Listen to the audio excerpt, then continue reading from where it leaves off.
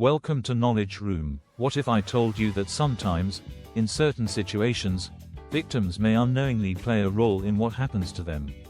This idea is controversial, but it is one of the foundations of victimology.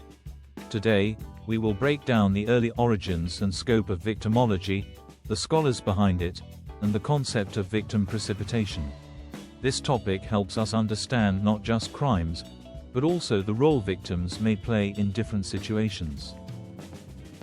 In this lesson, we will cover three key areas: the early origins of victimology, the concept of victim precipitation, the scope of victimology. These are the main ideas you need to understand to fully grasp victimology.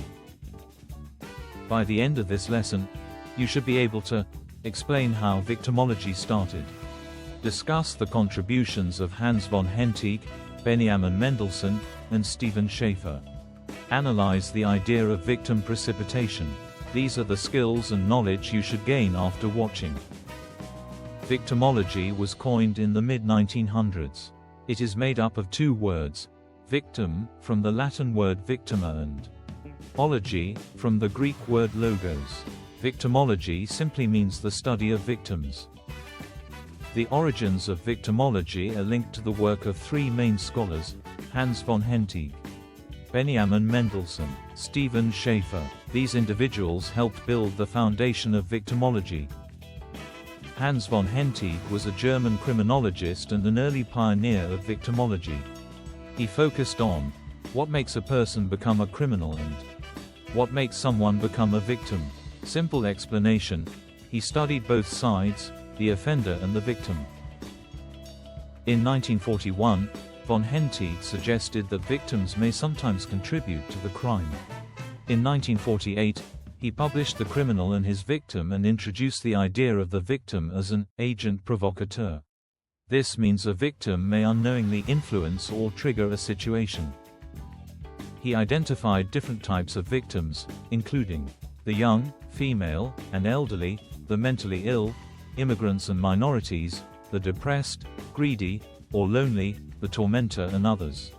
Simple explanation: he grouped people based on traits that might increase their risk of victimization.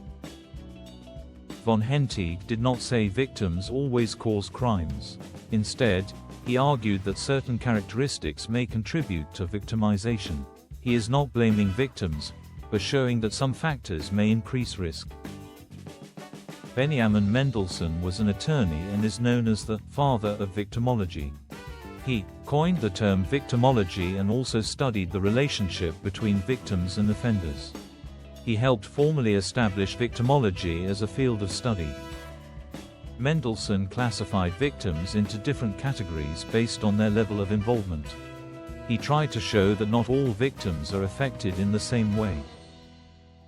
Stephen Schafer expanded on von Hentig's work in his book The Victim and His Criminal, 1968. He introduced the idea of functional responsibility. He focused on how responsible a victim might be in a situation. The difference between them is, von Hentig focused on risk factors and Schafer focused on victim responsibility. One looked at risk, the other looked at responsibility. Victim precipitation refers to situations where victims contribute to their victimization. Examples: a drunk person walking through a dangerous area at night and getting robbed. A driver speeding and crashing while avoiding danger.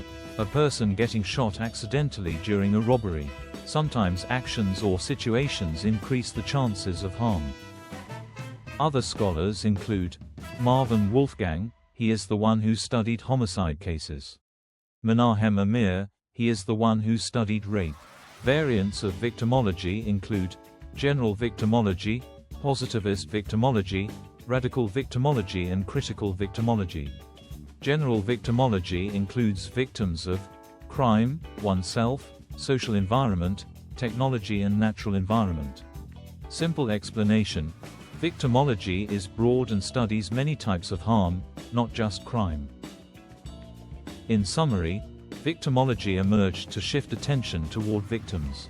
Early studies focused on how victims may contribute to their victimization, while modern approaches recognize many different forms of harm.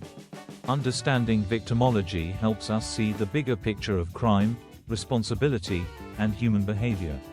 If you found this lesson valuable, this is Knowledge Room, where we break down complex ideas into simple understanding.